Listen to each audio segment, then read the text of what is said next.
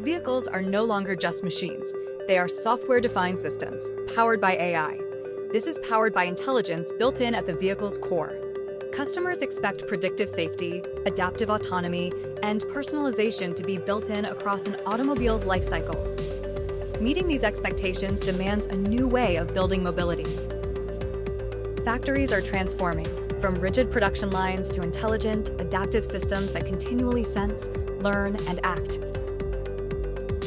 New wheels are turning in the world of the automotive, and TCS brings you leadership and practitioner insights on this transformation.